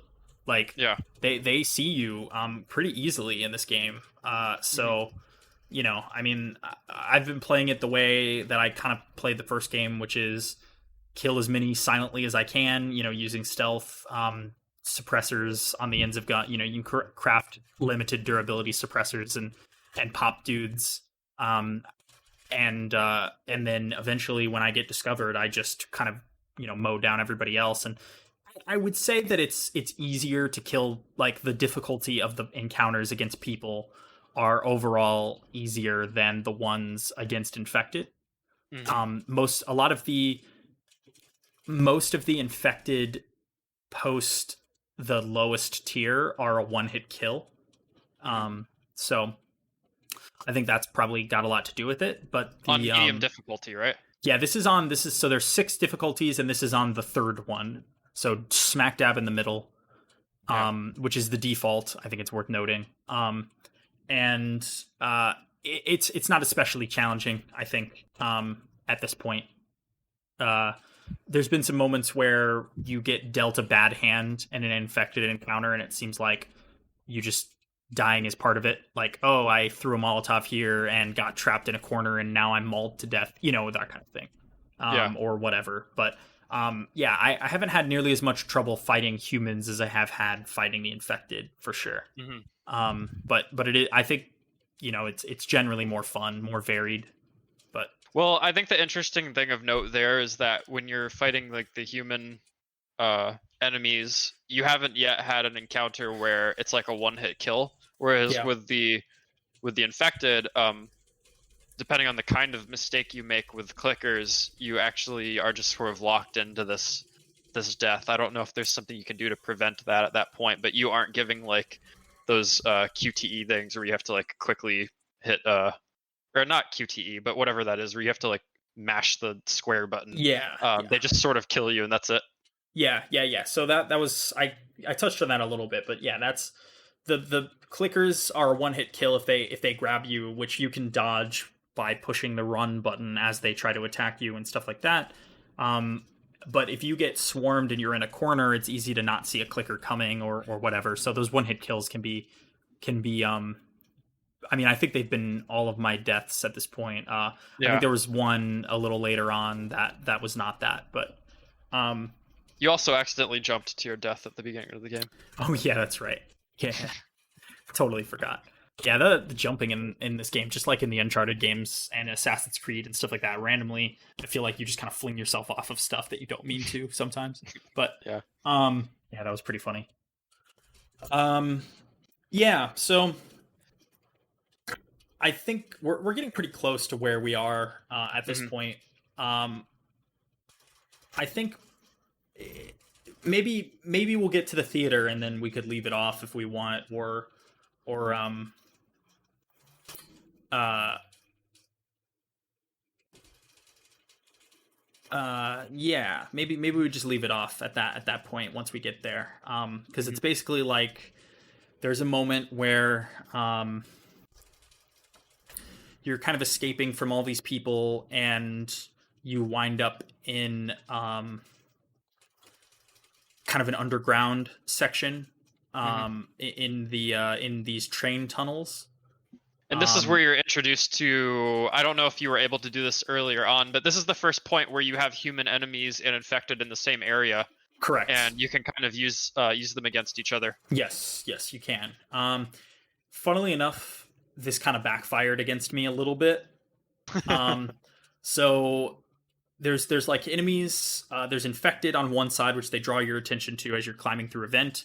You enter the back of this subway tunnel area where there's humans entering from one side and like basically the right side of your screen, and then there's infected off camera through a wall on the left side. Hmm. And I threw an object to lead the two parties together. What was really funny in my case is that the infected ran at them, the humans backed away, like, you know, kind of got freaked out, backed away into a corner, and I didn't see them until they came sprinting off towards me from off camera on my right side, like they had circled around to be almost parallel with me, Right. and then ran directly at me without knowing I was there, and led all of the infected to me as well as all of themselves, you know, incidentally. Yeah. And it basically, the ensuing chaos was one of my favorite firefights so far in the game, which is basically just like, I'm like sprinting. They don't know who to shoot. They don't know if they're supposed to shoot me. Some of them are shooting me, and then when they see it infected, like right next to them, they're like, "Oh fuck!" and like then shooting the infected. You know, it was just like wild, which is super fun. I was like, "Fuck this!" Pulled out my shotgun and literally just shot anyone who looked at me funny, infected or human. I just started running. I would run, get into a corner, spin around, see an infected running at me, blow them away. You know, there's like 3 dudes with flashlights shooting at me from somewhere. Like, it was super cool. Yeah. I really enjoyed it. And I think it was around this time that we noted the as well the wheelhouse of this game, which is hello, combat encounter, and then spend a really fucking long amount of time scavenging. Yeah. Which is, you know, it was kind of the case in the first one too, but these seem more expanded sections of scavenging for sure, which sort of kind of breaks up the pacing in a way that is maybe less enjoyable than the first game. But yeah, so finish those guys. You kind of get some time to scavenge, although you hear like a shitload of infected somewhere. They sort of say like, hey, maybe we should get out of here before these other infected show up, and I couldn't tell if that was the game telling me that I was having a time limit or not. It turned out to not be the case. You could probably spend as much time there as you want, but whenever you move on from that scavenging moment to go through this train car, the infected sprint out from behind you, so they make it kind of seem like you made it just in time. And then they introduce a new form of infected, which is called the Shambler, which I think we both agreed is a pretty bad name. Yeah, it's essentially just this sort of like bloated infected that is kind of tanky too. It takes a few more hits to take down, but it most notably explodes with acidic dust that pretty much scorches all of the human enemies that it's around when we first see them. Yeah, you're introduced to them through like a ventilation shaft looking down like Metal Gear Solid 1 style at Meryl doing the curls or whatever. You look down and there's 2 guys going, "Oh fuck, a bunch of shamblers." And Ellie and Dina are like, "What the fuck's a shambler?" And then you know they both get their skin roasted off. I died here a couple times because you basically drop down from this vent, and then there are 2 shamblers approaching you from opposite sides, and you're in pretty tight corridors. And it's unclear just how strong these things are going to be. So I feel like my deaths here, I kept getting boxed in by a bunch of infected, plus the acidity of the shamblers. If you're grabbed by an infected, and you're dealing with that by mashing square, and you're in the gas cloud of a shambler, your health bar is rapidly declining. So yeah, there's that. Molotovs Molotovs work wonders against them. Toss a Molotov, shoot them maybe once or twice after that, depending on the gun, and they'll be done. So. Yep. And Dina makes note here that she is extremely tired. Yes. Yeah. Yep. Which very seems, sleepy. Yeah. It just seems like at that point, you're just thinking like, oh, this just means that we're coming to the end of this chapter, but it kind of has a different implication later on. It's a little bit of a throwaway, but you kind of proceed on past the Shamblers.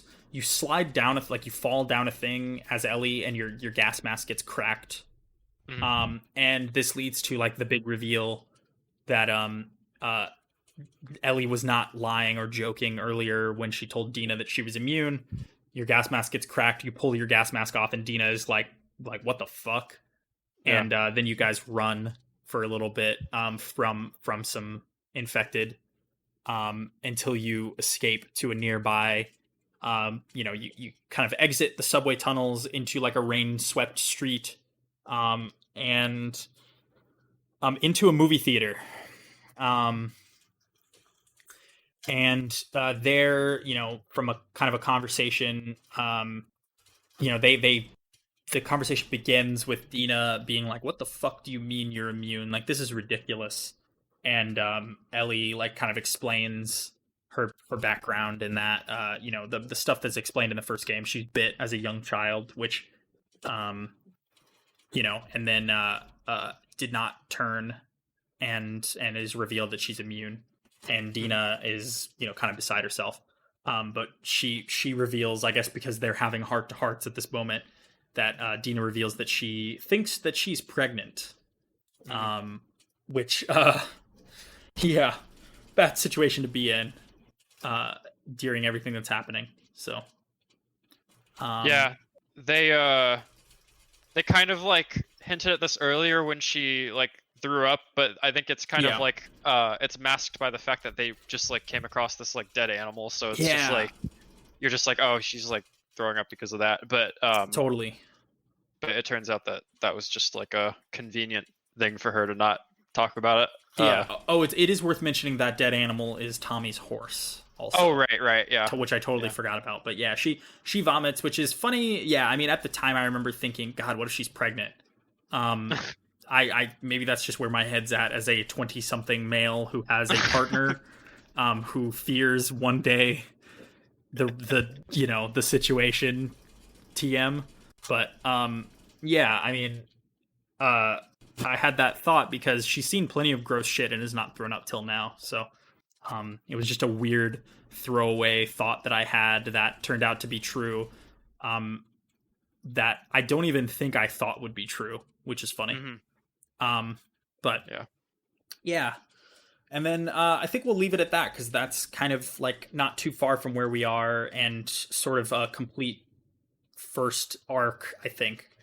Mm-hmm. I think so too. At the moment. Yeah, it's cool. It's cool. I'm really excited to see it through. Talking about it has made me want to go play it. Yep. On some level. So, but we'll see in the coming weeks how this continues. Yeah, I'm excited to see where it goes. Seems like we're getting close to having some sort of maybe confrontation with Abby, but maybe not. Maybe it's going to be closer to the end. Yeah. I don't know, it's hard to say what's going to happen. Yeah, for sure.